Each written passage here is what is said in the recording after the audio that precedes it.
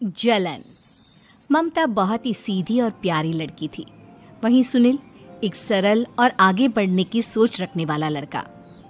सुनील, बेटा सुनील कहाँ है?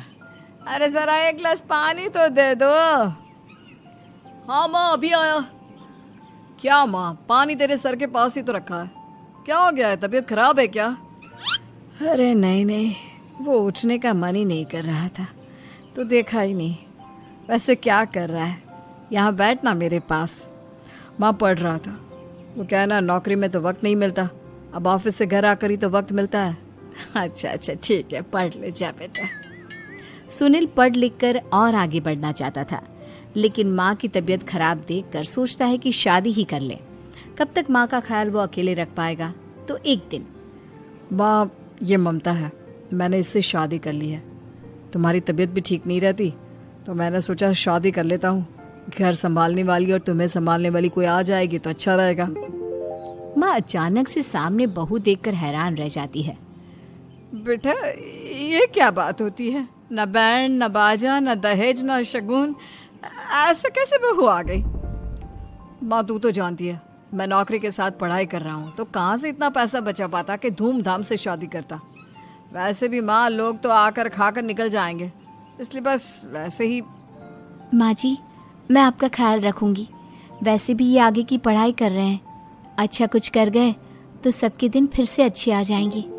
सास को ममता की बात ठीक तो लगती है, लेकिन मन में कहीं ना कहीं लगता है कि कहीं बहू बेटे को लेकर फुर्र ना हो जाए और फिर तो वो रह जाएगी अकेली।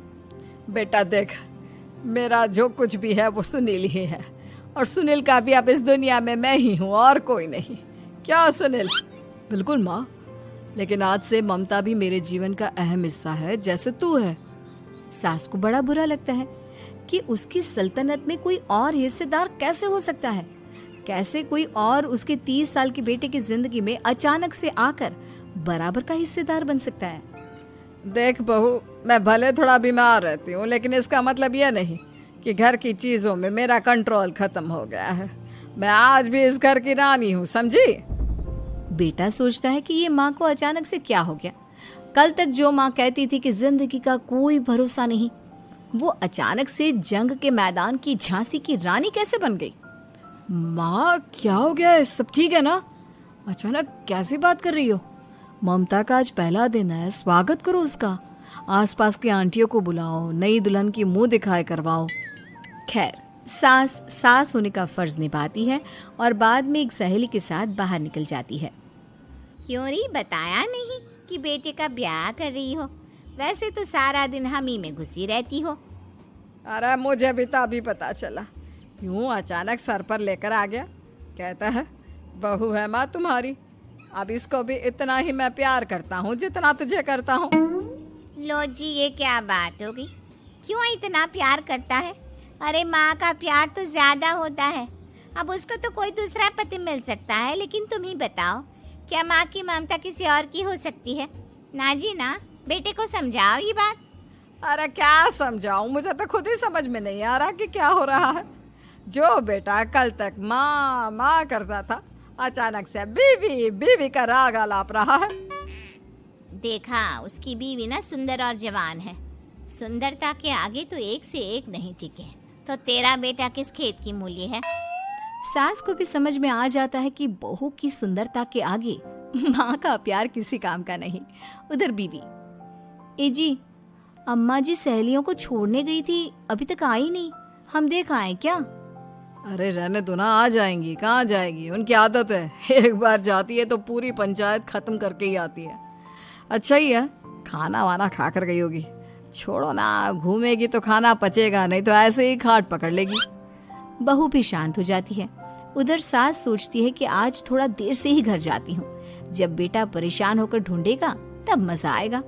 बीवी को खुद ही पता चल जाएगा कि माँ के आगे उसकी दाल नहीं गलेगी।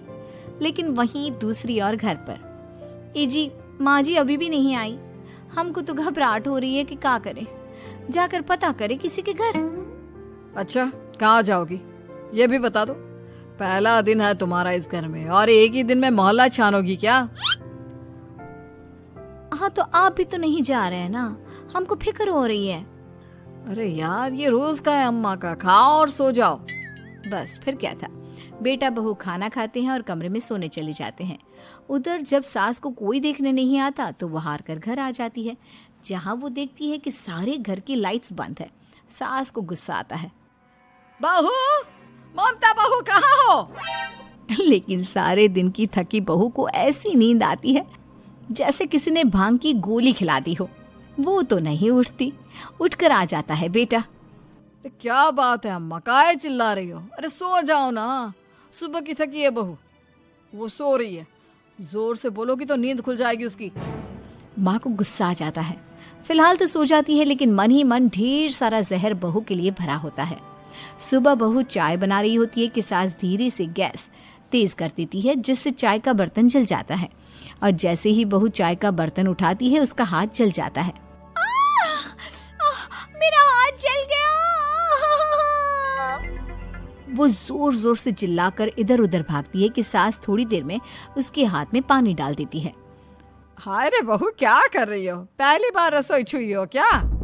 सासू माँ गलती से गैस तेज रह गई थी और बर्तन जल गया, जिससे मेरा हाथ जल गया। हाय रे, कितना गंदा दाग। छी छी छी छी, मुझे तो उल्टी आ रही है तेरा गला हुआ मांस देखकर। तू ना मुझे अभी साथ से खाना मत लगाना।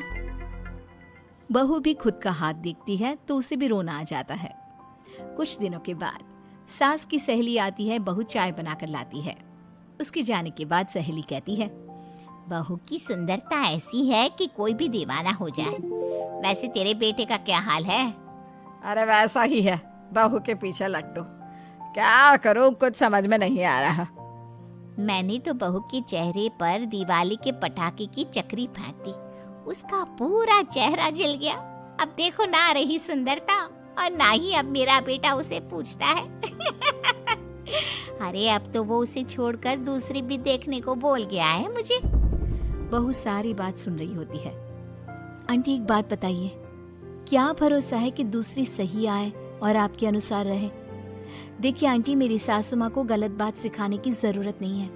हमारा परिवार साथ में खुशी से रह रहा है। देख बहू, मेरी सहेली की बेइज्जती ना कर, वही अच्छा रहेगा तेरे लिए, समझी? बहू नहीं मानती है। वो बार बार उनकी सहेली को घर से निकल जाने को कहती है। तभी सास की सहेली पास के चूल्हे से लकड़ी लाकर बहू के चेहरे पर लगा देती है। बहू जोर जोर से रोने लगती है। अरे ये क्या कर दिया? मैंने कहाँ किया, ये तो तूने किया। तू ही नहीं चाहती थी कि बहू बेटे के साथ रहे, भला मैं क्यों करूंगी? मैं तो चली, निपटो अब। बहू रो रही होती है, दर्द से चिल्ला रही होती है, लेकिन सास उसे डॉक्टर के पास नहीं ले जाती। तभी पति आता है। क्या हो गया ममता? ये दाग कैसे लगा? तुम कैसे जली? ममता कुछ नहीं कहती, बस दर्द से करा रही होती है। पति माँ की तरफ देखता है। हो ना हो माँ, ये पक्का आपका काम है। आप ही ममता से जला करती थी ना। देखना माँ, अब पुलिस आएगी, केस बनेगा, लेकिन पहले मैं ममता को अस्पताल लेकर जा रहा हूँ। सभी अस्पताल जाते हैं, जहाँ डॉक्टर ममता की सास से कहते हैं, आपने तो नहीं जलाया ना बहू को?